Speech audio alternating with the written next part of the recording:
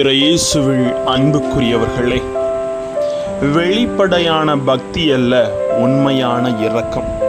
அதாவது நற்செய்தியில் மறைநூல் அறிஞர்களை, பரிசேயர்களை ஆண்டவர் கடிந்து கொள்ளுகிறார். மன தூய்மை புற தூய்மை விட மேலானது, உங்களுக்கு தூய்மை மிகவும் அவசியம் என்ற மேன்மையை அங்கு எடுத்து கூறுகிறார். ஏனென்றால் மன தூய்மை தான் இறைச்சட்டங்களை நமக்கு கற்றுத்தருகிறது என்பதை நமக்கு சொல்லித் தருகிறார். புற தூய்மை நீரான் அமையும், அகத்தூய்மை வாய்மையால் காணப்படும் என்று திருவள்ளுவர் கூறுவது போல, தூய்மையான உள்ளம் இறைவனின் இல்லம் என்ற மேன்மையை இறைவன் என்று உணர்த்த விரும்புகிறார். அப்ப வெளிப்படையான பக்தி அல்ல, உண்மையான இரக்கத்தையும் அந்த 3 பண்புகளை என்று இறைவன் விளக்கி கூறுகிறார். நீதி, இரக்கம், நம்பிக்கை. இந்த செயல்கள் நம்மை நிலை பெற வேண்டும் என்றே அவர் அழைப்பு விடுக்கிறார். வார்த்தையோடு கடந்து சிந்திக்கலாம் வாங்க.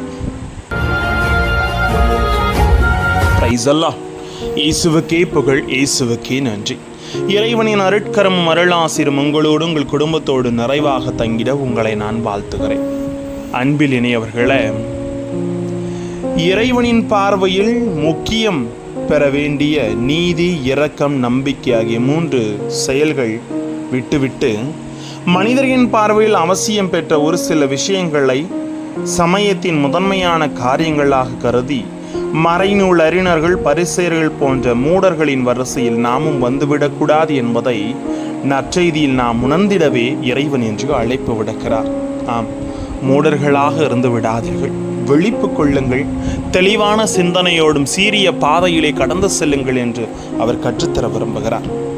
கடவுளின் விருப்பம், நீதி, இரக்கம், நம்பிக்கை என்ற 3ஐ பற்றி வெளிப்படையாக பேசி அதற்கு செயல் வடிவம் கொடுக்காமல் இருப்பது கடவுளையும் இறைமக்களையும் நமது மனசாட்சியையும் ஏமாற்றுவதற்கு சமம்.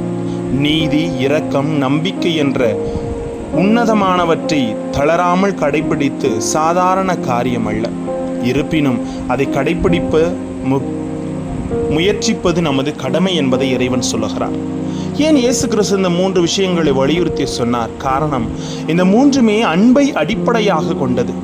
இந்த 3ஐயும் இணைக்கின்ற ஒரே செயல் விஷயம் அன்பு தான். நீதி என்பது எல்லோருக்குமான பாரபட்சம் இல்லாத அன்பை வெளிப்படுத்துகிறது.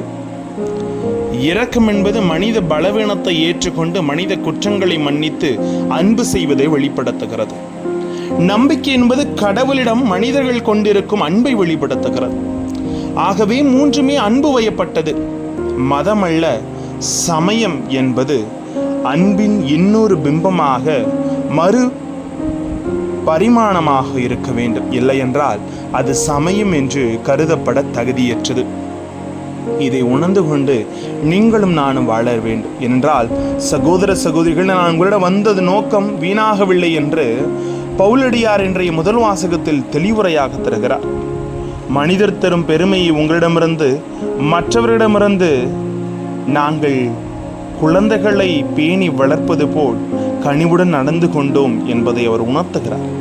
அப்ப அவர் நம் மீது கொண்ட அன்பு செயல்களை, நீதியையும் இரக்கத்தையும் நம்பிக்கை கொண்ட பண்பு நலன்களில் நாம் இணைந்திருக்க வேண்டும் என்ற மேன்மை உணர்த்தப்படுகிறது. பகைமையும் வெறித்தனமும் காட்டுமிராண்டித்தனமும் சமயத்தின் கூறுகள் அல்ல. அன்பை அடித்தளமாக கொண்டிராத சமயம் வெளிவேடக்காரர்களின் கூட்டமைப்பை அன்றி வேறு எதுவும் கிடையாது. அதில் அர்த்தமற்ற, பொருளற்ற, வெறுமையான சடங்குகள் மட்டுமே நிறைந்திருக்கும். இன்றைய சூழ்நிலையில் சடங்குகளுக்கு மதிப்பு கொடுக்கிற இந்த உலகம் மனிதனுக்கு மதிப்பு கொடுப்பதில்லை. எனவே அப்படிப்பட்ட கூட்டமைப்பின் உறுப்பினர்கள் அல்ல நாம், மாறாக கிறிஸ்து தோற்றுவித்த அர்த்தமுள்ள கிறிஸ்துவ சமயத்தை சார்ந்தவர்கள் என்பதை நாம் உணர வேண்டும். ஆகவே சமயத்தை தவிர்க்கும் ஒரு சில சடங்குகளை பற்றி பிடித்து கொண்டு முக்கியம் பெற வேண்டிய நீதி, இரக்கம், நம்பிக்கை தொலைந்துவிடும் மூடர்களாகிவிடாதவாறு நாம் கவனமாக இருக்க வேண்டும் அன்பார்ந்தவர்களே. ஏனென்றால் நாம் நமது வாழ்க்கையில் சிறந்து செயலாக்கப்பட வேண்டும் என்றால் நீதியையும் இரக்கத்தையும் நம்பிக்கையும் கொண்டு செயலாக்கப்படுத்துகிற மனிதர்களாக உருமாற வேண்டும் என்பதைத்தான் நற்செய்தியில் இறைவன் விரும்புகிறார். அப்ப அகத்தூய்மை மிகவும் முக்கியம்.